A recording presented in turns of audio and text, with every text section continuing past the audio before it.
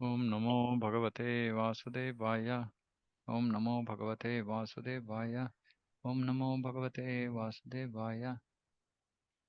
ಓಂ ಅಜ್ಞಾನತಿಮಿರಾಂಧಸ್ಯ ಜ್ಞಾನಾಂಜನಶಲಾಕಯ ಚಕ್ಷುರುನ್ಮಿಲಿತಮೇನ ತಸ್ಮೈ ಶ್ರೀಗುರವೇ ನಮಃ. ಓಂ ವಿಷ್ಣುಪಾದಾಯ ಕೃಷ್ಣಪ್ರೇಷ್ಠಾಯ ಭೂತಲೆ ಶ್ರೀಮತೆ ಭಕ್ತಿವೇದಾಂತ ಸ್ವಾಮಿನಿತಿ ನಾಮಿನಿ.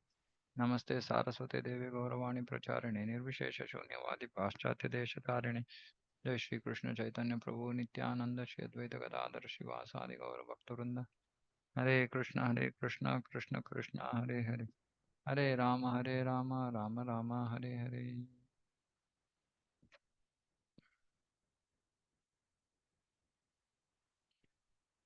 ಶ್ರೀ ಚೈತನ್ಯ ಚರಿತಾಮೃತ ಮಧ್ಯಲೀಲಾ ಅಧ್ಯಾಯ 20 ಶ್ಲೋಕ 214.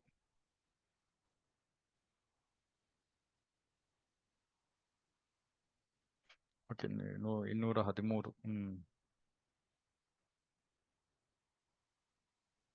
ಆಧ್ಯಾತ್ಮಿಕ ಆಕಾಶದಲ್ಲಿ ನಾರಾಯಣನ ಶಾಶ್ವತವಾದ ಆವಾಸವಿದೆ.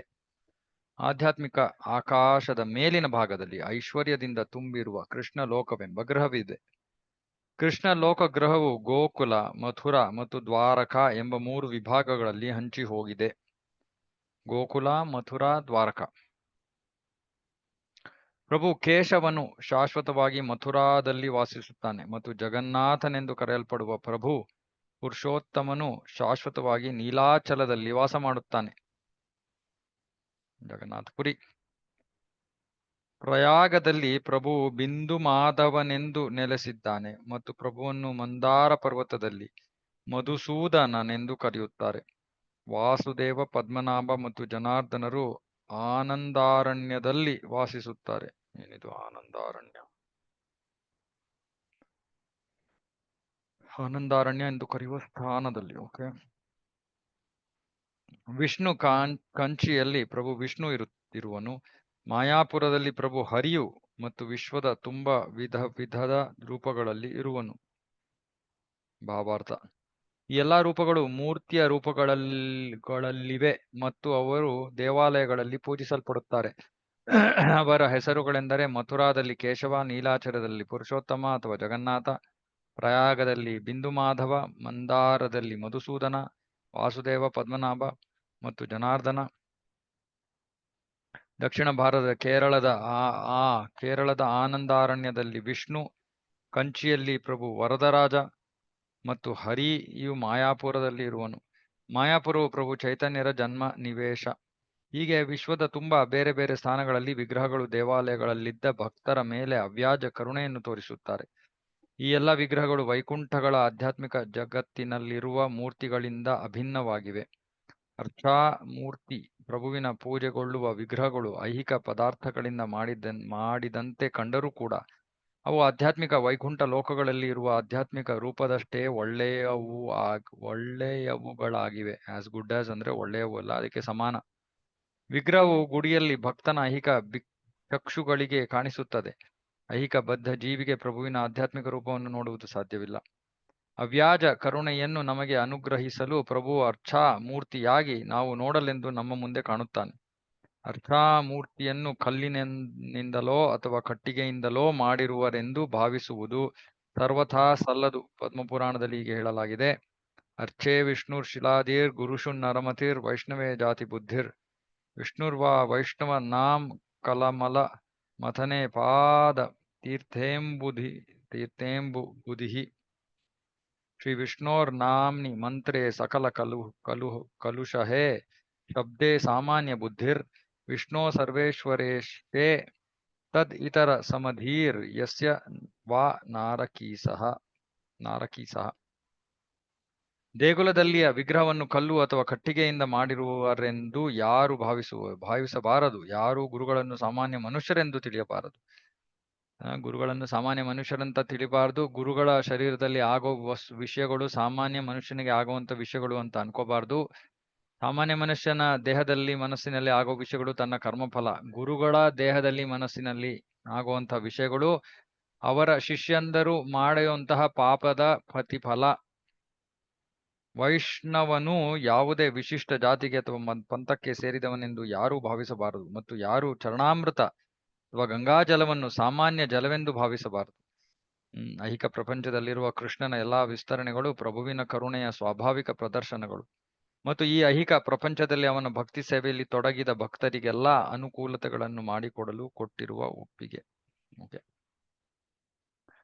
ಪ್ರಭು ವಿಶ್ವದಲ್ಲಿ ಬೇರೆ ಬೇರೆ ಆಧ್ಯಾತ್ಮಿಕ ಪ್ರಕಟಣೆಗಳಲ್ಲಿ ನೆಲೆಗೊಂಡಿರುವನು.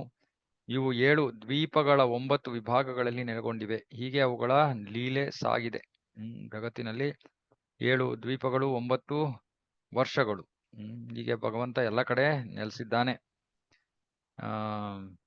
ಇಲ್ಲಿ ಸಿದ್ಧಾಂತ ಶಿರೋಮಣಿಯಿಂದ ಶ್ಲೋಕ ಉಲ್ಲೇಖ ಮಾಡಿ ಇಲ್ಲಿ ಹೇಳ್ತಾ ಇದ್ದಾರೆ. ಭಾವಾರ್ಥದಲ್ಲಿ 7 ದ್ವೀಪಗಳು ಅಂದರೆ ಜಂಬೂ, ಶಾಖ, ಶಾಲ್ಮಲಿ, ಕುಶ, ಕ್ರೌಂಚ, ಗೋವೋದ ಅಥವಾ ಪ್ಲಕ್ಷ ಅದು ಪ್ಲಕ್ಷ ಅಲ್ಲ, ಪ್ಲಕ್ಷ, ಪುಷ್ಕರ. ಗೃಹಗಳನ್ನು ದ್ವೀಪಗಳೆಂದು ಕರೆಯುತ್ತಾರೆ. ಹೊರಗಿನ ಗೃಹಗಳನ್ನು ದ್ವೀಪಗಳೆಂದು ಕರೆಯುತ್ತಾರೆ. ಹೊರಗಿನ ಸ್ಥಾನವೆಂದರೆ ಗಾಳಿಯ ಮಹಾಸಾಗರದಂತಿದೆ.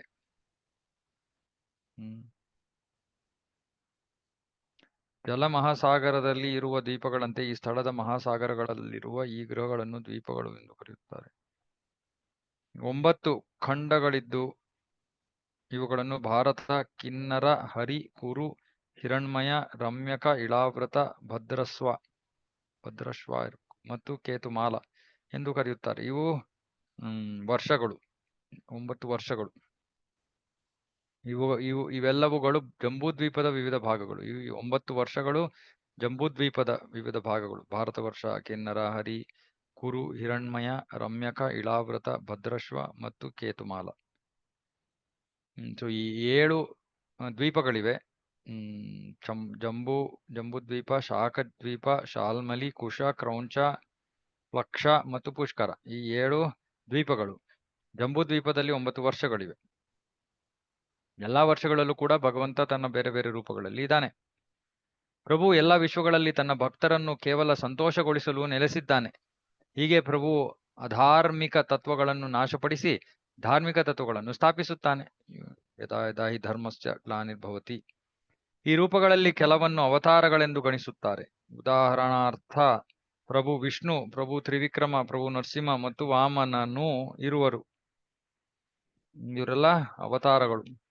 ನನ್ನ ಪ್ರಿಯ ಸನಾತನರೇ, ಚಕ್ರವನ್ನು ಮೊದಲುಗೊಂಡು ವಿವಿಧ ವಿಷ್ಣು ಮೂರ್ತಿಗಳು ತಮ್ಮ ಆಯುಧಗಳನ್ನು ಹೇಗೆ ಧರಿಸಿರುವರೆಂದು ಮತ್ತು ಅವರು ತಮ್ಮ ಹಸ್ತಗಳಲ್ಲಿ ಧರಿಸುವ ಆಯುಧಗಳ ಮೇಲಿಂದ ಅವರನ್ನು ಬೇರೆ ಬೇರೆ ಹೆಸರುಗಳಿಂದ ಹೇಗೆ ಕರೆಯುತ್ತಾರೆಂದು ನಾನು ಹೇಳುತ್ತೇನೆ, ಕೇಳಿರಿ. ಸೊ ಅವರು ಯಾವ ಯಾವ ಕೈನಲ್ಲಿ ಯಾವ ಯಾವ ಆಯುಧಗಳನ್ನ ಅಥವಾ ವಸ್ತುಗಳನ್ನು ಹಿಡಿದಿದ್ದಾರೆ ಅದರ ಪ್ರಕಾರ ಅವರಿಗೆ ಬೇರೆ ಬೇರೆ ಹೆಸರುಗಳಿವೆ. ಇದನ್ನು ಎಣಿಸುವ ವಿಧಾನವೆಂದರೆ ಬಲಹಸ್ತದ ಕೆಳಗಿನಿಂದ ಬಲಹಸ್ತದ ಮೇಲಿನವರೆಗೆ, ಬಲಹಸ್ತದ ಕೆಳಗಿನಿಂದ ಬಲಹಸ್ತದ ಮೇಲಿನವರೆಗೆ, ಎಡಗೈ ಮೇಲಿಂದ ಮತ್ತು ಎಡಗೈ ಕೆಳಗಿನವರೆಗೆ. ವಿಷ್ಣು ಅವನು ಕೈಗಳಲ್ಲಿ ಧರಿಸುವ ಆಯುಧಗಳ ಕ್ರಮದಿಂದ ಅವನನ್ನು ಬೇರೆ ಹೆಸರಿನಿಂದ ಕರೆಯುತ್ತಾರೆ. ಸಿದ್ಧಾರ್ಥ ಸಂಹಿತೆಯ ಪ್ರಕಾರ ಪ್ರಭು ವಿಷ್ಣುವಿಗೆ 24 ರೂಪಗಳಿವೆ. ಮೊದಲು ಆ ಗ್ರಂಥದ ಅಭಿಪ್ರಾಯದಂತೆ ಚಕ್ರದಿಂದ ಪ್ರಾರಂಭಿಸಿ ಧರಿಸಿರುವ ಆಯುಧಗಳ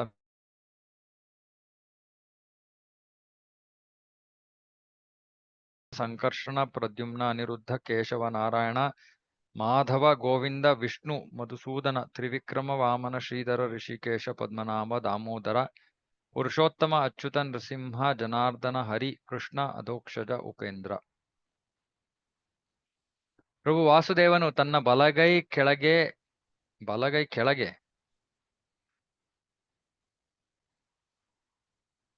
ಓಕೆ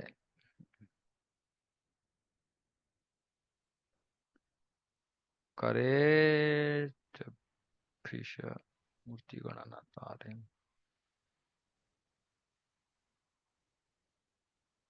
ದಕ್ಷಿಣಾದೋ ಹಸ್ತ ಹೈತೆ ವಾಮಾರ್ಥ ಪರ್ಯಂತ.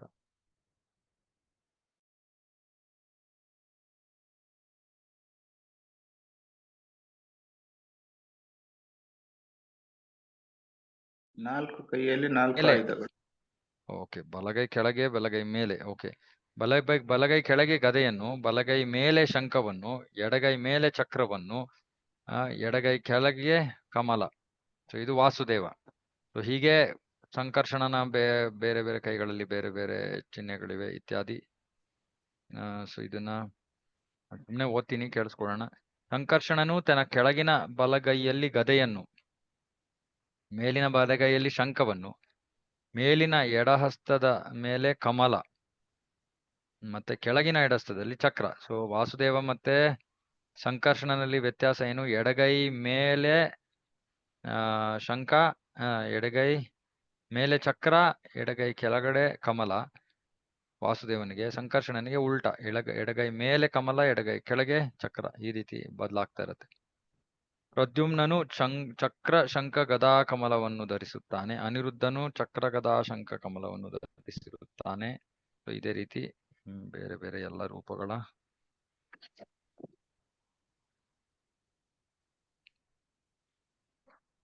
ಸಿಂಹಾದೋಕ್ಷಜ ಹಯಶೀರ್ಷ.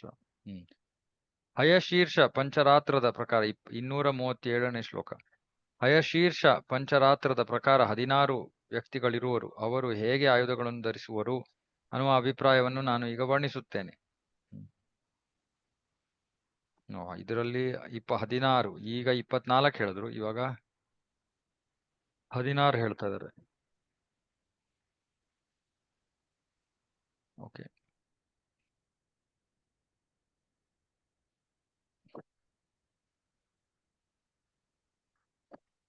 ಹಯಶೀರ್ಷ 239. ಹಯಶೀರ್ಷ ಪಂಚರಾತ್ರದ ಮೇರೆಗೆ ನಾರಾಯಣ ಮತ್ತು ಇತರರು ಆಯುಧಗಳನ್ನು ಬೇರೆ ಕೈಗಳಲ್ಲಿ ಧರಿಸಿರುವರೆಂದು ಬೇರೆ ರೀತಿಯಲ್ಲಿ ಪರಿಚಯಿಸಿದ್ದಾರೆ. ಓಕೆ. ಮೂಲ ಪುರುಷೋತ್ತಮ ನಂದ ಮಹಾರಾಜನ ಪುತ್ರ ಎಂದು ಸೂಚಿಸಲ್ಪಟ್ಟಿರುವ ಕೃಷ್ಣನಿಗೆ 2 ಹೆಸರುಗಳಿವೆ. ಒಂದು ಸ್ವಯಂ ಭಗವಾನ್ ಮತ್ತು ಇನ್ನೊಂದು ಲೀಲಾ ಪುರುಷೋತ್ತಮ. ಕೃಷ್ಣನಿಗೆ 2 ಹೆಸರಿದೆ. ಒಂದು ಸ್ವಯಂ ಭಗವಾನ್, ಇನ್ನೊಂದು ಲೀಲಾ ಪುರುಷೋತ್ತಮ.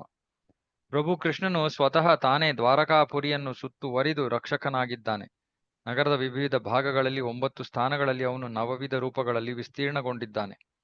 9 ವ್ಯಕ್ತಿಗಳೆಂದರೆ ವಾಸುದೇವ, ಸಂಕರ್ಷಣ, ಪ್ರದ್ಯುಮ್ನ, ಅನಿರುದ್ಧ, ನಾರಾಯಣ, ನರಸಿಂಹ, ಹಯಗ್ರೀವ, ವರಾಹ ಮತ್ತು ಬ್ರಹ್ಮ. ಈ ರೂಪಗಳಲ್ಲಿ ಕೃಷ್ಣ ತಾನೇ ದ್ವಾರಕಾಪುರಿಯನ್ನು ಸುತ್ತುವರೆದು ರಕ್ಷಿಸ್ತಾ ಇದ್ದಾನೆ, ಈ 9 ವ್ಯಕ್ತಿಗಳಾಗಿ. ನಾನು ಈಗಾಗಲೇ ಲೀಲಾ ಮತ್ತು ಪ್ರಕಾಶ ರೂಪಗಳನ್ನು ವರ್ಣಿಸಿದ್ದೇನೆ. ಈಗ ದಯವಿಟ್ಟು ವಿಧದ ಸ್ವಾಂಶ ವಿಸ್ತರಣೆಗಳನ್ನು ಹೇಳುತ್ತೇನೆ, ಕೇಳಿರಿ. ಪ್ರಥಮ ಸ್ವಯಂ ವಿಸ್ತರಣೆ ಎಂದರೆ ಸಂಕರ್ಷಣ. ಉಳಿದವುಗಳು ಮತ್ಸ್ಯಾವತಾರದಂತೆ ಅವತಾರಗಳು. ಸ್ವಯಂ ವಿಸ್ತರಣೆ ಎಂದರೆ ಸಂಕರ್ಷಣ. ಉಳಿದವುಗಳು ಮತ್ಸ್ಯಾವತಾರದಂತೆ ಅವತಾರಗಳು. ಸಂಕರ್ಷಣನು ಪುರುಷ ಅಥವಾ ವಿಷ್ಣುವಿನ ವಿಸ್ತರಣೆ. ಮತ್ಸ್ಯಾವತಾರದಂತಹ ಇತರ ಅವತಾರಗಳು ವಿಶಿಷ್ಟ ಲೀಲೆಗಾಗಿ ಬೇರೆ ಬೇರೆ ಯುಗಗಳಲ್ಲಿ ಕಾಣಿಸುತ್ತವೆ.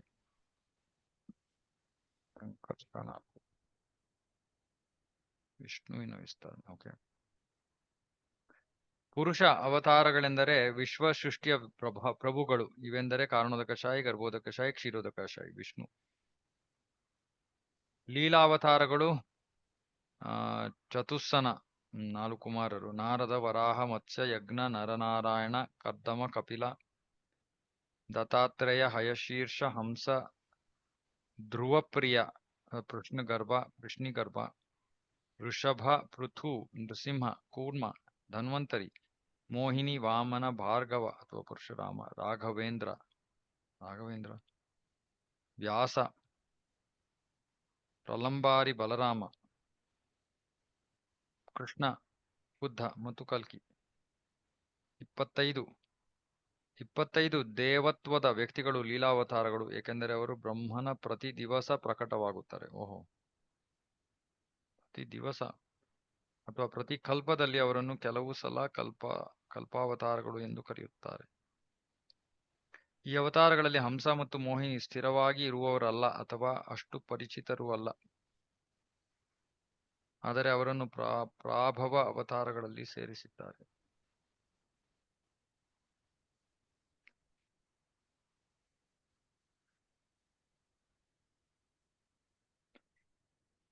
ಕೃಷ್ಣನಿಗೆ 6 ಬಗೆಯ ಅವತಾರಗಳು. ಒಂದು ವಿಷ್ಣುವಿನ ಅವತಾರಗಳನ್ನು ಒಳಗೊಳ್ಳುತ್ತದೆ, ಪುರುಷಾವತಾರ, ಮತ್ತು ಇನ್ನೊಂದು ಲೀಲೆಗಳನ್ನು ಅನುಷ್ಠಾನಗೊಳಿಸಲು ತಾಳಿದ ಅವತಾರಗಳನ್ನು ಒಳಗೊಳ್ಳುತ್ತದೆ. ಒಂದು ಪುರುಷಾವತಾರ, ಒಂದು ಲೀಲಾವತಾರ. ಐಹಿಕ ಗುಣಗಳನ್ನು ನಿಯಂತ್ರಿಸುವ ಅವತಾರಗಳು ಗುಣಾವತಾರ, ಆಮೇಲೆ ಮನ್ವಂತರ ಅವತಾರ ಪ್ರತಿಯೊಬ್ಬ ಮನುವಿನ ಆಳ್ವಿಕೆಯಲ್ಲಿ ಎತ್ತುವ ಅವತಾರಗಳು ಮನ್ವಂತರ ಅವತಾರ. ಆಮೇಲೆ ಯುಗ ಅವತಾರ, ಬೇರೆ ಬೇರೆ ಶತಮಾನಗಳಲ್ಲಿ ಯುಗಗಳಲ್ಲಿ ಕಾಣಿಸಿಕೊಳ್ಳುವ ಅವತಾರಗಳು. ಮತ್ತು ಜೀವಿಗಳಿಂದ ಅಧಿಕಾರ ಪಡೆದ ಜೀವಿಗಳು, ಜೀವಿಗಳಿಂದ ಅಧಿಕಾರ ಪಡೆದ ಜೀವಿಗಳು, ಶಕ್ತ್ಯಾವೇಶ ಅವತಾರಗಳು. ಓಕೆ, ಸೊ 6 ತರ ಅವತಾರಗಳು: ಪುರುಷ, ಲೀಲ, ಗುಣ, ಮನ್ವಂತರ, ಯುಗ, ಶಕ್ತ್ಯಾವೇಶ.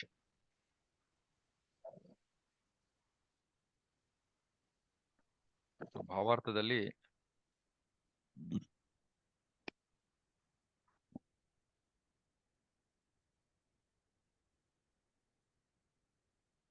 ಮನ್ವಂತರ ಅವತಾರಗಳು ಕೊಟ್ಟಿದ್ದಾರೆ, ಯುಗ ಅವತಾರ ಕೊಟ್ಟಿದ್ದಾರೆ, ಶಕ್ತ್ಯಾವೇಶ ಅವತಾರ ಕೊಟ್ಟಿದ್ದಾರೆ.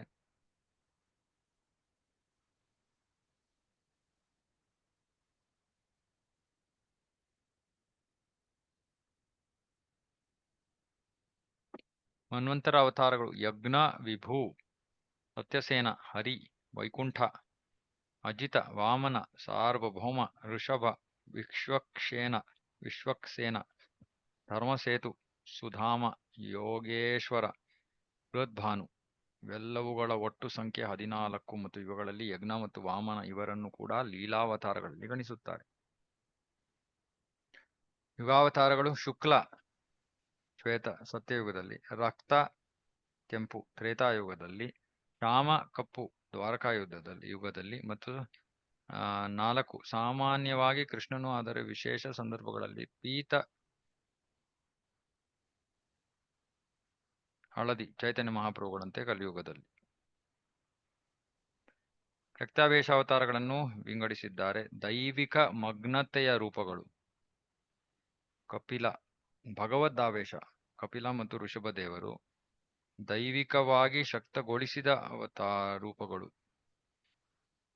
ದೈವಿಕ ಮಗ್ನತೆಯ ರೂಪಗಳು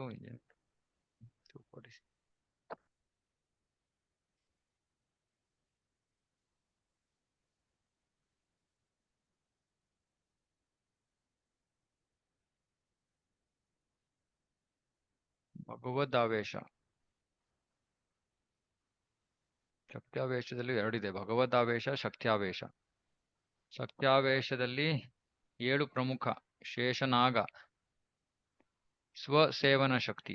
ಸ್ವಸೇವನ ಶಕ್ತಿ ಅಂದ್ರೆ ಭಗವಂತನಿಗೆ ವೈಯಕ್ತಿಕ ಸೇವೆಯನ್ನ ಮಾಡುವಂತಹ ಶಕ್ತ್ಯಾವೇಶ ಶೇಷನಾಗ. ಅನಂತದೇವ, ಶೇಷನಾಗ ಅನಂತದೇವ ಎಲ್ಲರೂ ಬೇರೆ. ಅನಂತದೇವ ಭೂಧಾರಣ ಶಕ್ತಿ. ಬ್ರಹ್ಮ ಸೃಷ್ಟಿ ಶಕ್ತಿ. ಕುಮಾರ ಜ್ಞಾನ ಶಕ್ತಿ.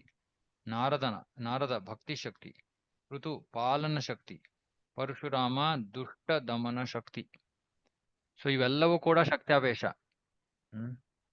2 ತರ ಶಕ್ತ್ಯಾವೇಶ ಇದೆ. ಇದು ಒಂದು ಭಗವತ್ತಾವೇಶ, ಅದು ಕಪಿಲ ಅಥವಾ ಋಷಭದೇವ ಆ ವಿಭಾಗದಲ್ಲಿ.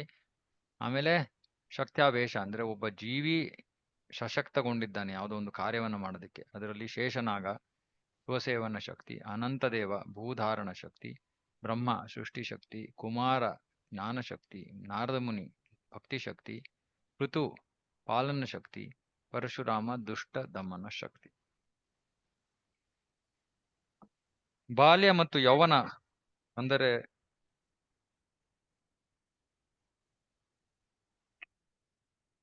ಕಷ್ಟ ಇದೆ, ಅರ್ಥನೇ ಆಗಲ್ಲ.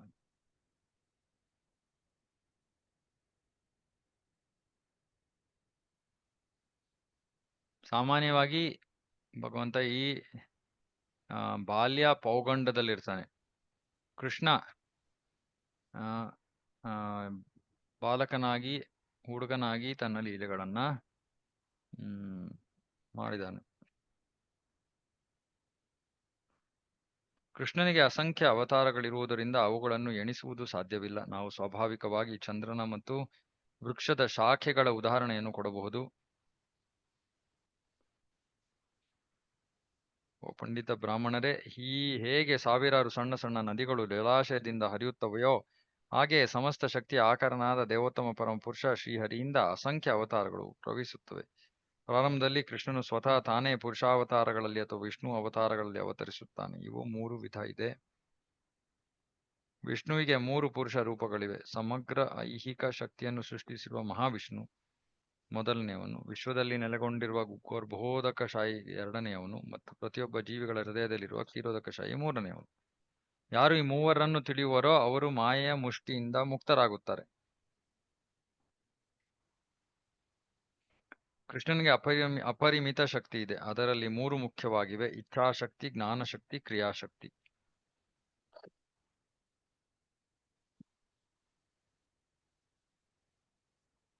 ಮನಃಶಕ್ತಿಯ ಪ್ರಧಾನನು ಪ್ರಭು ಕೃಷ್ಣ, ಏಕೆಂದರೆ ಅವನ ಪರಮ ಚಿತ್ತದಿಂದ ಎಲ್ಲವೂ ಅಸ್ತಿತ್ವಕ್ಕೆ ಬರುತ್ತದೆ. ಸಂಕಲ್ಪದಲ್ಲಿ ಜ್ಞಾನದ ಅವಶ್ಯಕತೆ ಇದೆ. ಎಲ್ಲ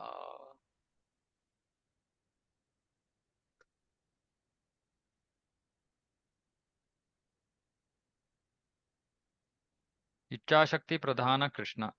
ಇಚ್ಛಾಯ ಸರ್ವಕರ್ತ. ಜ್ಞಾನಶಕ್ತಿ ಪ್ರಧಾನ ವಾಸುದೇವ ಅಧಿಷ್ಠಾತ. ಇಚ್ಛಾಶಕ್ತಿಯ ಪ್ರಧಾನ ಕೃಷ್ಣ, ಏಕೆಂದರೆ ಅವನ ಪರಮ ಇಚ್ಛೆಯಿಂದ ಎಲ್ಲವೂ ಕೂಡ ಅಸ್ತಿತ್ವಕ್ಕೆ ಬಂದಿದೆ. ಹಾಗಾಗಿ ಅವನು ಇಚ್ಛಾಶಕ್ತಿಯ ಪ್ರಧಾನ, ಅಥವಾ ಅದರ ಮೇಲೆ ಆಧಿಪತ್ಯವನ್ನ ಸಾಧಿಸಿರುವವನು ಕೃಷ್ಣ. ಹಾಗಾಗಿ ಅವನ ಪರಮ ಇಚ್ಛೆಯಿಂದ ಎಲ್ಲವೂ ಅಸ್ತಿತ್ವಕ್ಕೆ ಬಂದಿದೆ. ಇಚ್ಛಾಶಕ್ತಿಯಲ್ಲಿ ಜ್ಞಾನದ ಅವಶ್ಯಕತೆ ಇದೆ. ಯಾವ್ದರ ಮೇಲೆ ಇಚ್ಛೆ ಪಡೋದು, ಯಾವುದೋ ಒಂದು ಜ್ಞಾನ ಇರಬೇಕು. ಅದರ ಆಧಾರದ ಮೇಲೆ ಇಚ್ಛೆ ಪಡೋದು. ಹಾಗಾಗಿ ಜ್ಞಾನವಿದೆ. ಮತ್ತೆ ಆ ಜ್ಞಾನವನ್ನು ವಾಸುದೇವನ ಮುಖೇನ ಪ್ರಕಟಪಡಿಸಲಾಗುತ್ತದೆ ಅಥವಾ ವ್ಯಕ್ತಪಡಿಸಲಾಗುತ್ತದೆ.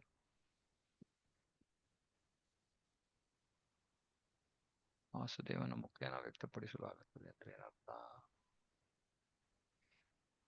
ವಾಸುದೇವ ಅಧಿಷ್ಠಾತ.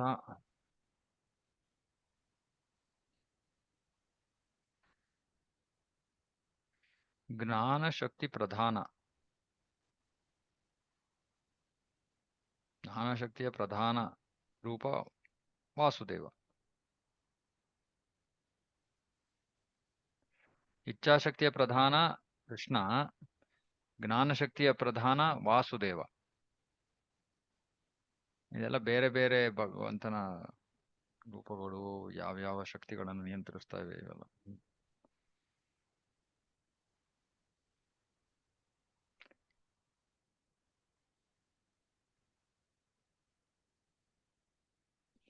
ಇಚ್ಛಾ ಜ್ಞಾನ ಕ್ರಿಯಾ ವಿನ ನ ಹೊಯ ಸೃಜನ. ಇಚ್ಛಾ ಜ್ಞಾನ ಕ್ರಿಯಾ ಇದು ಇಲ್ಲದೆ ಸೃಷ್ಟಿ ಆಗೋದಿಲ್ಲ. ಈ ಪರಮ ಇಚ್ಛೆ, ಜ್ಞಾನ ಮತ್ತು ಕ್ರಿಯೆಗಳ ಸಂಯೋಜನೆಯೇ ಈ ಭೌತಿಕ ಅಭಿವ್ಯಕ್ತಿ. ತೀನೇರ ತೀನ ಶಕ್ತಿ ಮೇಲಿ ಪ್ರಪಂಚ ರಚನ. ಈ ಪ್ರಪಂಚ ರಚಿಸೋದಕ್ಕೆ ಮೂರು ಬೇಕು: ಪರಮ ಇಚ್ಛೆ, ಜ್ಞಾನ ಮತ್ತು ಕ್ರಿಯೆ.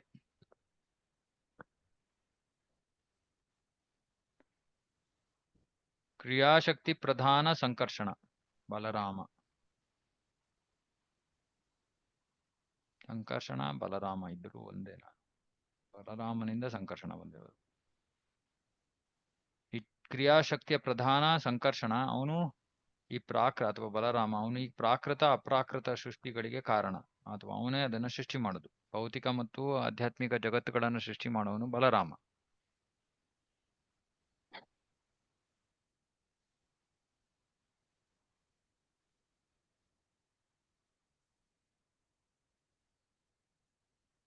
ಅಹಂಕಾರೇರ ಅಧಿಷ್ಠಾತ ಕೃಷ್ಣೇರ ಇಚ್ಛಾಯ ಗೋಲೋಕ ವೈಕುಂಠ ಸೃಜೆ ಚಿತ್ ಶಕ್ತಿ ದ್ವಾರಾಯ.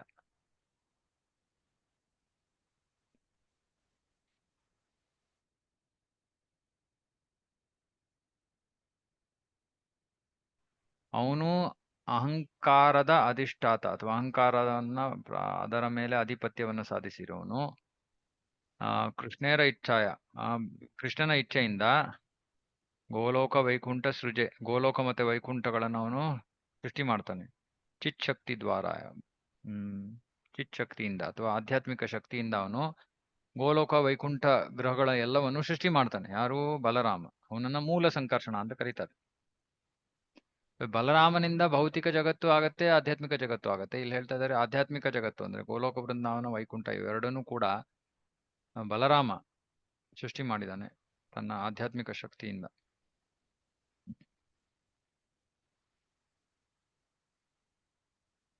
ಅಂದ್ರೆ ಆಧ್ಯಾತ್ಮಿಕ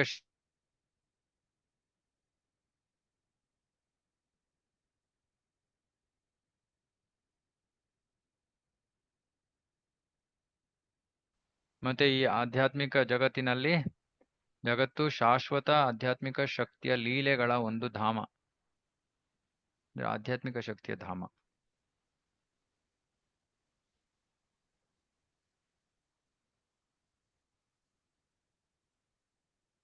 ಬ್ರಹ್ಮ ಸಂಹಿತೆಯಲ್ಲಿ ಗೋಕುಲದ ವರ್ಣನೆ. ಪರಂಧಾಮವಾದ ಗೋಕುಲ ಒಂದು 1000 ದಳಗಳುಳ್ಳ ಕಮಲದಂತೆ ಕಾಣುತ್ತದೆ. ಅದರ ಕರ್ಣಿಕಾರ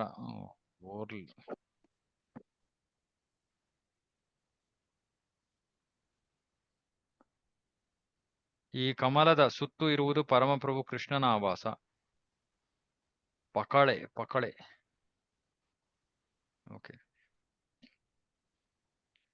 ಪ್ರಭು ಅನಂತನು ತನ್ನ ಇಚ್ಛೆಯಿಂದ ಈ ಕಮಲದ ಆಕಾರದ ಪರಂಧಾಮವನ್ನು ಸೃಷ್ಟಿಸಿದ್ದಾನೆ. ಓಕೆ, ಅನಂತ.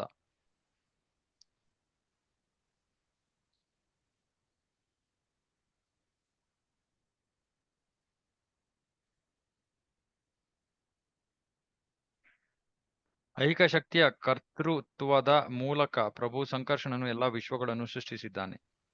ಅಂದ್ರೆ ಐಹಿಕ ಜಗತ್ತನ್ನು ಸೃಷ್ಟಿಸಿದ್ದಾನೆ. ಆಧುನಿಕ ಭಾಷೆಯಲ್ಲಿ ನಿಸರ್ಗವೆಂದು ಕರೆಯಲ್ಪಡುವ ಜಡ ಐಹಿಕ ಶಕ್ತಿಯು ಐಹಿಕ ವಿಶ್ವದ ಕಾರಣವಲ್ಲ. ಐಹಿಕ ಶಕ್ತಿಯಿಂದ ಐಹಿಕ ಜಗತ್ತಾಗಿದೆ, ಆಧ್ಯಾತ್ಮಿಕ ಜಗತ್ತಾಗಿಲ್ಲ. ಆದರೆ ನಿಸರ್ಗ ಅಂದ್ರೆ ಪ್ರಕೃತಿ ಭೌತಿಕ ಬ್ರಹ್ಮಾಂಡಕ್ಕೆ ಕಾರಣವಲ್ಲ. ಭೌತಿಕ ಬ್ರಹ್ಮಾಂಡಕ್ಕೆ ಕಾರಣ ಸಂಕರ್ಷಣ.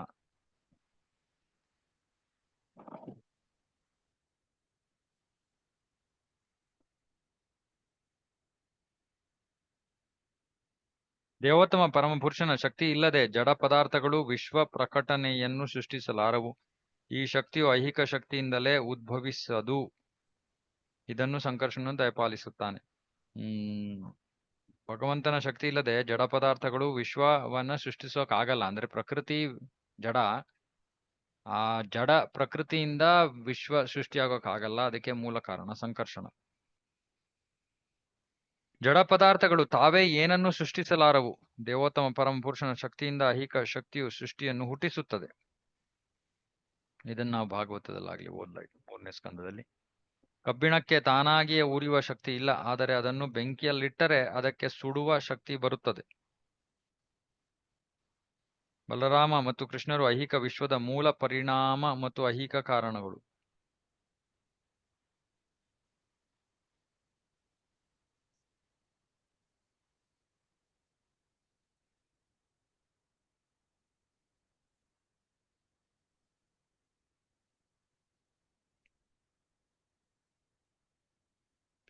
ಎಫಿಷಿಯಂಟ್.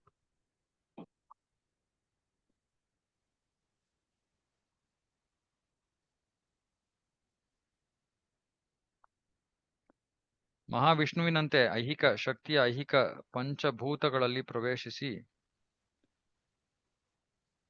ಬಹುವಿಧ ಶಕ್ತಿಗಳಿಂದ ವೈವಿಧ್ಯವನ್ನು ಉಂಟು ಮಾಡುತ್ತಾರೆ. ಆದ್ದರಿಂದ ಅವರು ಎಲ್ಲ ಕಾರಣಗಳ ಕಾರಣ. ಸೊ ಬಲರಾಮ ಕೃಷ್ಣನಿಂದಲೇ ಈ ಎಲ್ಲ ಸೃಷ್ಟಿ ಆಗಿರೋದು. ಓಕೆ, ಗೊತ್ತಿರೋದು. ಐಹಿಕ ಜಗತ್ತನ್ನು ಸೃಷ್ಟಿಸಲು ಪ್ರಭುವಿನ ರೂಪವು ಕೆಳಗೆ ಇಳಿಯುವುದನ್ನು ಅವತಾರವೆಂದು ಕರೆಯುತ್ತಾರೆ. ಶ್ರೀಕೃಷ್ಣ ಎಲ್ಲಾ ವಿಸ್ತರಣೆಗಳ ಆವಾಸಗಳು ವಾಸ್ತವವಾಗಿ ಆಧ್ಯಾತ್ಮಿಕ ಜಗತ್ತಿನಲ್ಲಿವೆ. ಶ್ರೀಕೃಷ್ಣನ ಎಲ್ಲಾ ವಿಸ್ತರಣೆಗಳ ಆವಾಸಗಳು, ಮನೆಗಳು, ಧಾಮಗಳು ಆಧ್ಯಾತ್ಮಿಕ ಜಗತ್ತಿನಲ್ಲಿವೆ. ಆದರೆ ಅವರು ಈ ಐಹಿಕ ವಿಶ್ವದಲ್ಲಿ ಕೆಳಗೆ ಇಳಿದಾಗ ಅವರನ್ನು ಅವತಾರಗಳು ಎಂದು ಕರೆಯುತ್ತಾರೆ. ಆಧ್ಯಾತ್ಮಿಕ ಜಗತ್ತಿನಿಂದ ಕೆಳಗಡೆ ಯಾರು ಇಳಿತಾರೋ ಅವನನ್ನು ಅವತಾರ ಅಂತ ಕರೀತಾರೆ. ಆ ಐಹಿಕ ಶಕ್ತಿಯನ್ನು ಅವಲೋಕಿಸಲು ಮತ್ತು ಅವಳಿಗೆ ಅಧಿಕಾರವನ್ನಿಯಲು ಪ್ರಭು ಸಂಕರ್ಷಣನು ಮೊದಲು ಪ್ರಭು ಮಹಾವಿಷ್ಣುವಿನ ಅವತಾರವನ್ನು ತಾಳುತ್ತಾನೆ. ಐಹಿಕ ಶಕ್ತಿಯನ್ನು ಅವಲೋಕಿಸಲು. ಓಕೆ. ಸೃಷ್ಟಿಯ ಪ್ರಾರಂಭದಲ್ಲಿ ಭಗವಂತನು ಸ್ವತಃ ಐಹಿಕ ಸೃಷ್ಟಿಯ ಮೂಲಾಂಶಗಳೊಂದಿಗೆ ಪುರುಷಾವತಾರವನ್ನು ತಾಳಿದನು. ಮೊದಲು ಅವನು ಸೃಷ್ಟಿಯ ನಿರ್ಮಾಣಕ್ಕೆ ಸೂಕ್ತವಾಗಿರುವ 16 ಪ್ರಧಾನ ಶಕ್ತಿಗಳನ್ನು ಸೃಷ್ಟಿಸಿದನು. ಇದರ ಉದ್ದೇಶವು ಐಹಿಕ ವಿಶ್ವಗಳು ಪ್ರಕಟಿಸುವುದೇ ಆಗಿತ್ತು. ಶಾಯಿ ವಿಷ್ಣು ಅಂದ್ರೆ ಮಹಾವಿಷ್ಣು ಪರಮ ಪುರುಷನ ಪ್ರಥಮ ಅವತಾರ. ಅವನು ಶಾಶ್ವತ ಕಾಲ, ಸ್ಥಾನ, ಕಾರಣ ಮತ್ತು ಪರಿಣಾಮಗಳ ಪಂಚಭೂತಗಳ ಐಹಿಕ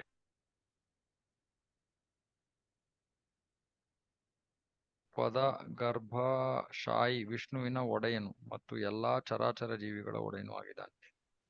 ಸೊ ಇದು ಭಾಗವತದ 2ನೇ ಸ್ಕಂದದಿಂದ ಈ ಪರಮ ಪುರುಷ ಯಾರು ಮಹಾವಿಷ್ಣು, ಅವನು ಪ್ರಥಮ ಪುರುಷಾವತಾರ. ಅವನು ಶಾಶ್ವತ ಕಾಲ,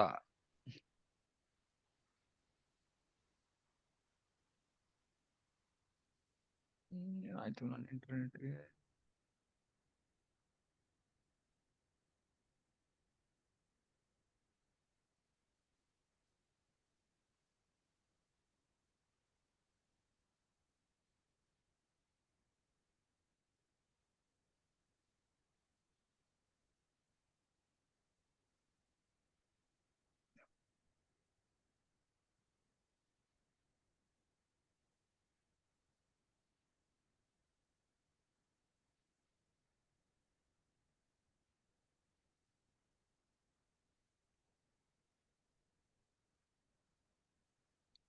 ಅವನು ಶಾಶ್ವತ ಕಾಲ,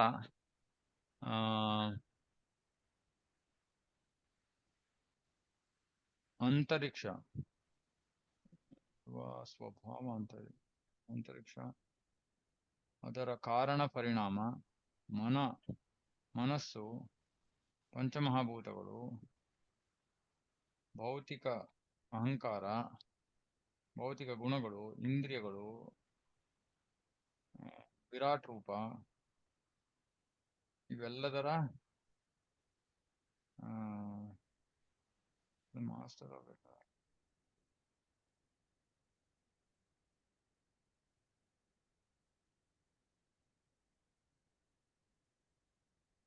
ಮತ್ತೆ ಗರ್ಭೋದಕಶಾಹಿಯ ಸ್ವಾಮಿ ಮತ್ತು ಎಲ್ಲಾ ಜೀವಿಗಳ ಒಟ್ಟು ಮೊತ್ತ.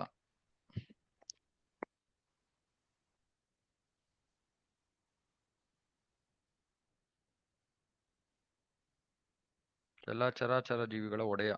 ಸೊ ಈ ಮಹಾವಿಷ್ಣು ಅವನು ಕಾಲ, ಆಕಾಶ, ಕಾರಣ ಪರಿಣಾಮ, ಪಂಚಮಹಾಭೂತ,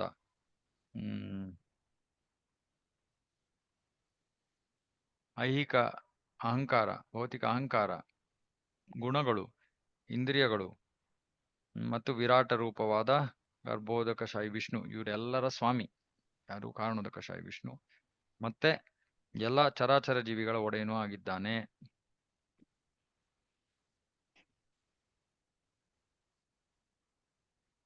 ಆ ಮೂಲ ದೇವೋತ್ತಮ ಪುರುಷ ಸಂಕರ್ಷಣ ಮೊದಲು ವಿರಜಾ ನದಿಯಲ್ಲಿ ಅವನು ಶಯನಿಸ್ತಾನೆ. ಆ ವಿರಜಾ ನದಿ ಭೌತಿಕ ಆಧ್ಯಾತ್ಮಿಕ ಜಗತ್ತಿನ ನಡುವಿನ ಒಂದು ಗಡಿಯಲ್ಲಿದೆ, ಬಾರ್ಡರ್ ಅಲ್ಲಿ.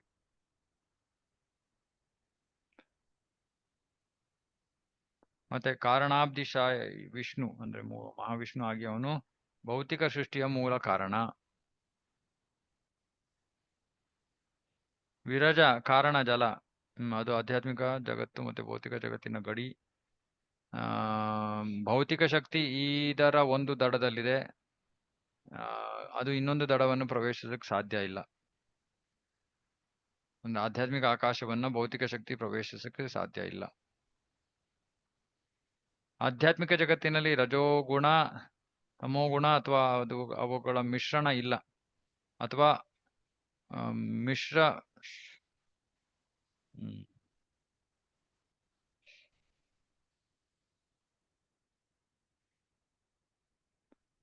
ಅಡಲ್ಟ್ರೇಟೆಡ್ ಗುಡ್ನೆಸ್, ಶುದ್ಧ ಸತ್ವ, ಅಶುದ್ಧ ಸತ್ವ.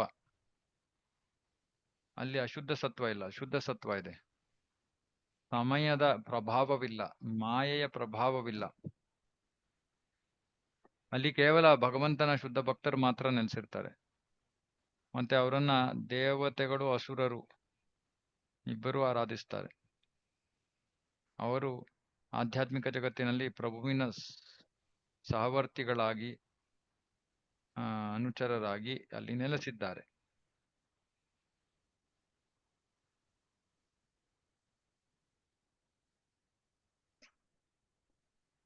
ಮಾಯೆಗೆ ಎರಡು ಕಾರ್ಯಗಳು.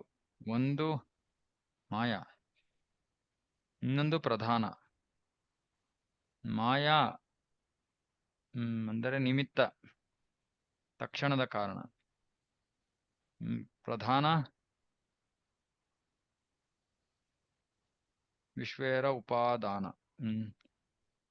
ಈ ವಿಶ್ವವನ್ನು ಸೃಷ್ಟಿ ಮಾಡೋದಕ್ಕೆ ಬೇಕಾಗಿರೋ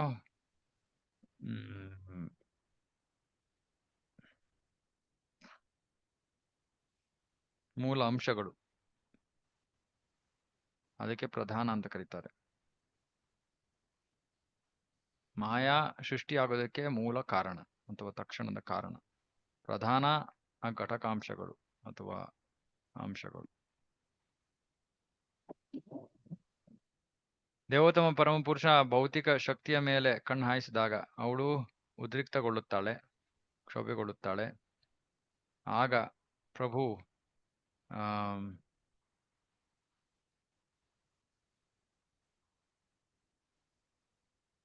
ಜೀವಿಗಳ ಮೂಲ ವೀರ್ಯವನ್ನು ಅವಳೊಳಗೆ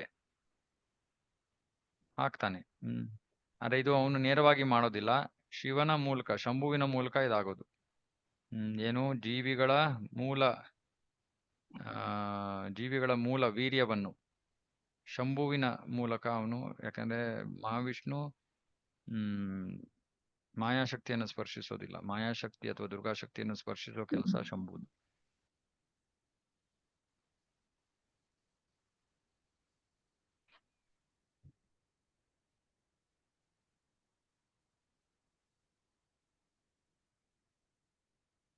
ಇಲ್ಲಿ ಹೇಳ್ತಾರೆ 73. ಜೀವಿಗಳ ಬೀಜದಿಂದ ಗರ್ಭಧಾರಣೆ ಮಾಡಲು ಪ್ರಭು ಸ್ವತಃ ಏಕಶಕ್ತಿಯನ್ನು ಪ್ರತ್ಯಕ್ಷವಾಗಿ ಸ್ಪರ್ಶಿಸುವುದಿಲ್ಲ. ಆದರೆ ಪ್ರಭು ವಿಶಿಷ್ಟ ಅಧಿಕಾರಿಕ ವಿಸ್ತರಣೆಯಿಂದ ಐಹಿಕ ಶಕ್ತಿಯನ್ನು ಸ್ಪರ್ಶಿಸುತ್ತಾನೆ. ಅವನು ಶಂಭು. ಹೀಗೆ ಭಗವಂತನ ವಿಭಿನ್ನಾಂಶಗಳಾದ ಜೀವಿಗಳು ಐಹಿಕ ಪ್ರಕೃತಿಯಲ್ಲಿ ಬಸಿರಾಗುತ್ತಾರೆ.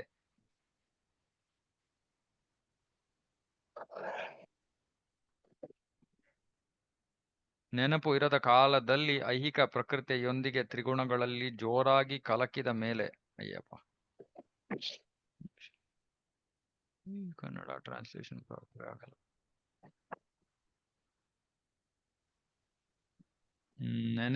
ನೆನಪನ್ನು ಮೀರಿರುವಂತ ಸಮಯದಲ್ಲಿ, ಅಂದ್ರೆ ಯಾವುದೋ ಅನಾದಿ ಕಾಲದಲ್ಲಿ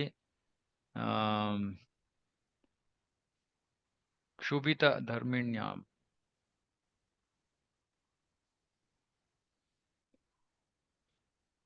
ಭೌತಿಕ ಪ್ರಕೃತಿಯನ್ನು 3 ಗುಣಗಳಾಗಿ ಉದ್ರಿಕ್ತಗೊಳಿಸಿದ ಬಳಿಕ ದೇವೋತ್ತಮ ಪರಮ ಪುರುಷನು ಅಗಣಿತ ಜೀವಿಗಳ ವೀರ್ಯವನ್ನು ಭೌತಿಕ ಪ್ರಕೃತಿಯ ಗರ್ಭದಲ್ಲಿ ಇರಿಸುತ್ತಾನೆ. ಹೀಗೆ ಭೌತಿಕ ಪ್ರಕೃತಿ ಒಟ್ಟು ಭೌತಿಕ ಶಕ್ತಿಗೆ ಜನ್ಮ ನೀಡುತ್ತಾಳೆ. ಅದನ್ನ ಹಿರಣ್ಯಮಯ ಮಹತ್ ತತ್ವ ಅಂತ ಕರೀತಾರೆ. ಅದು ಭೌತಿಕ ಅಭಿವ್ಯಕ್ತಿಯ ಮೂಲ ಸಂಕೇತ ರೂಪ. ಏನೋ ಅರ್ಥ ಆಗಲ್ಲ.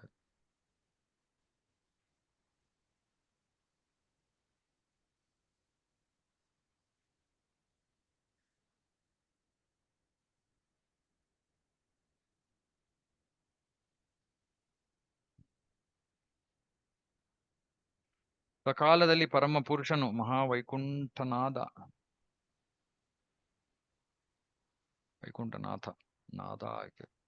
ಮಹಾವೈಕುಂಠನಾಥ ತನ್ನ ಕರ್ತೃತ್ವದ ಮುಂದಿನ ಸ್ವಯಂ ವಿಸ್ತರಣೆಯಿಂದ ಕರ್ತೃತ್ವದಾನ ಏನು ಟ್ರಾನ್ಸ್ಲೇಟ್ ಮಾಡಿದಾರಪ್ಪ. ಕಾಲಕ್ರಮೇಣ ಆ ಬಳಿಕ ದೇವೋತ್ತಮ ಪರಮ ಪುರುಷ ಮಹಾವೈಕುಂಠನಾಥ ತನ್ನದೇ ಆದ ವಿಸ್ತರಣೆಯ ಮುಖೇನ, ತನ್ನದೇ ಆದ ವಿಸ್ತರಣೆ ಅಂದ್ರೆ ಮಹಾವಿಷ್ಣುವಿನ ಮುಖೇನ ಈ ಜೀವಿಗಳ ಬೀಜವನ್ನು ಭೌತಿಕ ಪ್ರಕೃತಿಯ ಗರ್ಭದಲ್ಲಿ ಇರಿಸುತ್ತಾನೆ. ಇದು ಭಾಗವತದೆ. ಸೃಷ್ಟಿ ಬಗ್ಗೆ ಹೇಳ್ತಾ ಇದ್ದಾರೆ. ಇದೆಲ್ಲ ನಾವು ಭಾಗವತದ್ರು ಓದಿದೀವಿ. ಸುಮ್ಮನೆ ಸ್ವಲ್ಪ ಇದು ಕಾಂಪ್ಲಿಕೇಟೆಡ್ ಆಗಿದೆ ಟ್ರಾನ್ಸ್ಲೇಷನ್. ಮೊದಲಿಗೆ ಒಟ್ಟು ಭೌತಿಕ ಶಕ್ತಿ ವ್ಯಕ್ತವಾಗುತ್ತೆ. ಅದರಿಂದ 3 ತರಹದ ಅಹಂಕಾರ ಪ್ರಕಟಗೊಳ್ಳುತ್ತವೆ. ಸತ್ವಗುಣ, ರಜೋಗುಣ, ತಮೋಗುಣ ಅಹಂಕಾರ. ಅವು ಮೂಲ. ಅವುಗಳಿಂದ ಎಲ್ಲ ಸೃಷ್ಟಿಯಾಗೋದು. ಅವುಗಳಿಂದ ಎಲ್ಲ ದೇವತೆಗಳು, ಇಂದ್ರಿಯಗಳು, ಭೌತಿಕ ಅಂಶಗಳು ಎಲ್ಲವೂ ಕೂಡ ಬರುತ್ತವೆ. ಈ ಎಲ್ಲ ವಿವಿಧ ಅಂಶಗಳನ್ನು ಒಟ್ಟುಗೂಡಿಸಿ ಪರಮಪ್ರಭು ಎಲ್ಲಾ ಬ್ರಹ್ಮಾಂಡಗಳನ್ನು ಸೃಷ್ಟಿಸ್ತಾನೆ. ಈ ಬ್ರಹ್ಮಾಂಡಗಳು ಅಗಣಿತ. ಅದನ್ನು ಎಣಿಸೋ ಸಾಧ್ಯತೆ ಇಲ್ಲ. ವಿಷ್ಣುವಿನ ಮೊದಲ ರೂಪ ಮಹಾವಿಷ್ಣು. ಅವನು ಒಟ್ಟು ಭೌತಿಕ ಶಕ್ತಿಯ ಮೂಲ ಸೃಷ್ಟಿಕರ್ತ. ಅವನ ದೇಹದ ಚರ್ಮದ ರೋಮಗಳಿಂದ ಅಗಣಿತ ಬ್ರಹ್ಮಾಂಡಗಳು ಹೊರಬರುತ್ತವೆ. ಮಹಾವಿಷ್ಣು ಉಸಿರನ್ನು ಹೊರಗೆ ಹಾಕಿದಾಗ ಈ ಬ್ರಹ್ಮಾಂಡಗಳು ಆಕಾಶದಲ್ಲಿ ತೇಲಾಡ್ತಾ ಇರುತ್ತವೆ. ಸೂರ್ಯನ ಕಿರಣದಲ್ಲಿ ತೇಲಾಡುವ ಒಂದು ಕಣಗಳಂತೆ ಅವು ಕಾಣುತ್ತವೆ. ಈ ಎಲ್ಲವೂ ಕೂಡ ಮಹಾವಿಷ್ಣುವಿನ ಉಸಿರಾಟದಿಂದ ಸೃಷ್ಟಿಯಾಗುತ್ತೆ. ಮತ್ತೆ ಅವನು ಉಸಿರನ್ನು ಒಳಗೆ ತಗೊಂಡಾಗ ಅವೆಲ್ಲವೂ ಅವನ ಶರೀರವನ್ನು ಮತ್ತೆ ಪ್ರವೇಶ ಮಾಡುತ್ತವೆ. ಮಹಾವಿಷ್ಣುವಿನ ಅಗಣಿತ ಐಶ್ವರ್ಯ, ಅನಂತ ಐಶ್ವರ್ಯವನ್ನು ಅದು ಭೌತಿಕ ಪರಿಕಲ್ಪನೆಯನ್ನು ಮೀರಿರುವಂಥದ್ದು. ಬ್ರಹ್ಮ ಮತ್ತೆ ಭೌತಿಕ ಜಗತ್ತಿನ ಇತರ ಒಡೆಯರು ಮಹಾವಿಷ್ಣುವಿನ ಚರ್ಮದ ರಂಧ್ರಗಳಿಂದ ಬರ್ತಾರೆ ಮತ್ತು ಅವನ ಒಂದು ಉಸಿರಾಟದ ಕಾಲದ ತನಕ ಅವರು ಜೀವಂತವಾಗಿರ್ತಾರೆ. ಬ್ರಹ್ಮ ಸಂಹಿತೆ. ಯಸ್ಯೈಕ ನಿಶ್ವಸಿತ ಕಾಲಮಥಾವಲಂಬ್ಯ ಜೀವಂತಿ ಲೋಮ ವಿಲಜ ಜಗದಂಡನಾಥ ವಿಷ್ಣುರ್ಮಹಾನ್ ಸಹ ಇಹ ಯಸ್ಯ ಕಲಾ ವಿಶೇಷೋ ಗೋವಿಂದಮಾದಿಪುರುಷಂ ತಮಹಂ ಭಜಾಮಿ.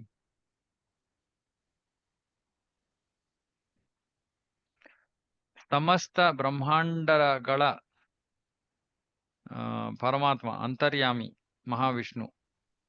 ಕಾರಣ ಜಲದಲ್ಲಿ ಮಲಗಿದ್ದು ಅವನು ಎಲ್ಲಾ ಭೌತಿಕ ಜಗತ್ತುಗಳ ಸ್ವಾಮಿ. ಹೀಗೆ ಮಹಾವಿಷ್ಣುವಿನ ಸತ್ಯವನ್ನು ನಾನು ವಿವರಿಸಿದ್ದೀನಿ. ಈಗ ನಾನು ಗರ್ಭೋದಕಶಾಹಿ ವಿಷ್ಣುವಿನ ವೈಭವಗಳನ್ನ ವಿವರಿಸ್ತೀನಿ. ಎಲ್ಲ ಬ್ರಹ್ಮಾಂಡಗಳನ್ನು ಸೃಷ್ಟಿ ಮಾಡಿದ ಬಳಿಕ ಮಹಾವಿಷ್ಣು ತನ್ನನ್ನು ತಾನು ವಿಸ್ತರಿಸಿಕೊಂಡು ಅಗಣಿತ ರೂಪಗಳಲ್ಲಿ ಪ್ರತಿಯೊಂದನ್ನು ಪ್ರವೇಶಿಸ್ತಾನೆ. ಆಗ ಅವನು ಪ್ರವೇಶ ಮಾಡಿದಾಗ ಅಲ್ಲಿ ಅಂಧಕಾರವಿರುವುದನ್ನು ನೋಡ್ತಾನೆ ಮತ್ತು ಅವನು ನೆಲೆಸೋದಕ್ಕೂ ಎಲ್ಲೂ ಜಾಗ ಇರಲಿಲ್ಲ. ಹಾಗಾಗಿ ಈ ಪರಿಸ್ಥಿತಿಯನ್ನು ಅವನು ಪರಿಗಣಿಸ್ತಾನೆ. ಆ ಬಳಿಕ ತನ್ನ ದೇಹದಿಂದಲೇ ಆಗಿರುವಂತಹ ಸ್ವೇದ ಅಂದರೆ ಬೆವರಿನಿಂದ ಪ್ರಭು ಬ್ರಹ್ಮಾಂಡವನ್ನ ಅರ್ಧದಷ್ಟು ನೀರಿನಿಂದ ತುಂಬುತ್ತಾನೆ. ಆಮೇಲೆ ಅವನು ತನ್ನ ಶೇಷ ಶಯ್ಯೆಯ ಮೇಲೆ, ಹಾಸಿಗೆಯ ಮೇಲೆ, ಆ ನೀರಿನ ಮೇಲೆ ಮಲ್ಕೋತಾನೆ. ಅದರಿಂದ ಅವನ ನಾಭಿಯಿಂದ ಕಮಲ ಪುಷ್ಪ ಪ್ರಕಟವಾಗುತ್ತೆ. ಅದು ಬ್ರಹ್ಮನ ಸ್ಥಾನ.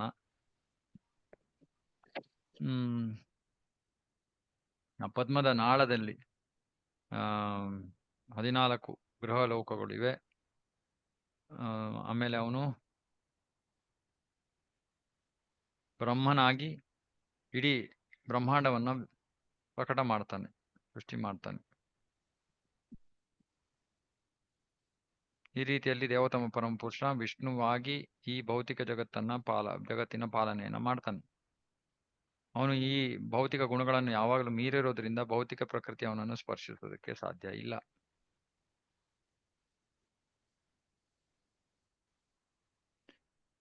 ಪರಮಪ್ರಭು ರುದ್ರನಾಗಿ ಪ್ರಳಯ ಅಥವಾ ನಾಶವನ್ನ ಮಾಡ್ತಾನೆ. ಬೇರೆ ಮಾತುಗಳಲ್ಲಿ ಹೇಳ್ಬೇಕಾದ್ರೆ ಅವನ ಇಚ್ಛೆಯಿಂದಲೇ ಸೃಷ್ಟಿ, ಸ್ಥಿತಿ, ಪ್ರಳಯ ಎಲ್ಲವೂ ಆಗುವುದು. ಬ್ರಹ್ಮ, ವಿಷ್ಣು, ಶಿವ ಇವು ಗುಣ ಅವತಾರಗಳು. ಸೃಷ್ಟಿ, ಪಾಲನ, ನಾಶ ಇವು ಅವರ ಕರ್ತವ್ಯ, ಕೆಲಸ ಅಥವಾ ಅವರ ಅಧೀನದಲ್ಲಿರುವಂತಹ ಕಾರ್ಯಗಳು.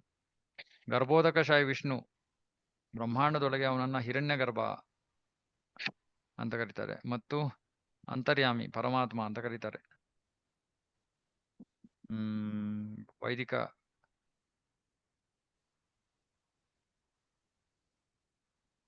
ವೇದಗಳಲ್ಲಿ ಈ ರೂಪಗಳನ್ನ ಸಹಸ್ರ ಶೀರ್ಷ ಪುರುಷ, ಸಹಸ್ರಾಕ್ಷ, ಸಹಸ್ರಪಾತ್ ಅನ್ನೋ ಒಂದು ಶ್ಲೋಕದಿಂದ ಗರ್ಭೋದಕಶಾಹಿ ವಿಷ್ಣುವನ್ನ ವೇದಗಳು ವರ್ಣಿಸುತ್ತವೆ.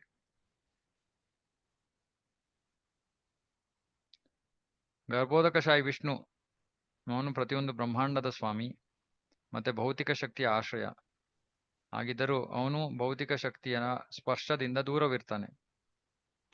ಮೂರನೇ ವಿಸ್ತರಣೆ ಕ್ಷೀರೋದಕಶಾಹಿ ವಿಷ್ಣು, ಅವನು ಸತ್ವಗುಣದ ಗುಣಾವತಾರ. ಅವನನ್ನ ಪುರುಷಾವತಾರ ಮತ್ತು ಗುಣಾವತಾರ ಎರಡರಲ್ಲೂ ಅವನನ್ನ ಎಣಿಸಲಾಗತ್ತೆ. ಕ್ಷೀರೋದಕಶಾಹಿ ವಿಷ್ಣು ಪ್ರಭುವಿನ ವಿರಾಟ ರೂಪ ಮತ್ತೆ ಪ್ರತಿಯೊಂದು ಜೀವಿಯಲ್ಲಿರೋ ಪರಮಾತ್ಮ. ಅವನನ್ನ ಕ್ಷೀರೋದಕಶಾಹಿ ಎಂದು ಕರೆಯಲಾಗತ್ತೆ, ಏಕೆಂದರೆ ಅವನು ಕ್ಷೀರ ಸಮುದ್ರದಲ್ಲಿ ಮಲಗಿದ್ದಾನೆ. ಅವನು ಈ ಬ್ರಹ್ಮಾಂಡದ ಪಾಲಕ ಮತ್ತು ಒಡೆಯ.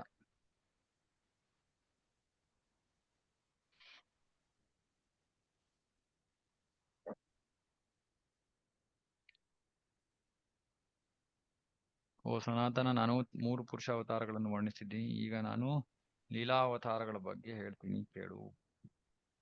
ಓಕೆ, ಇಲ್ಲಿಗೆ 197.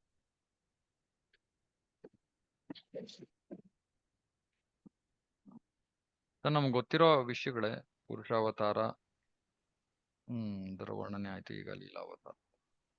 ಓಕೆ, ಇಲ್ಲಿ ನಿಲ್ಲಿಸ್ತೀನಿ. ಯಾರಿಗಾದ್ರು ಏನಾದ್ರು ಪ್ರಶ್ನೆಗಳಿದೆಯಾ?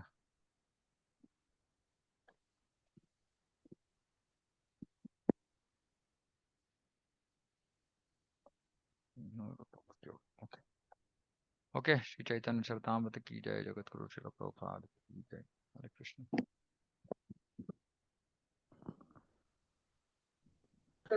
ಹರೇ ಕೃಷ್ಣ.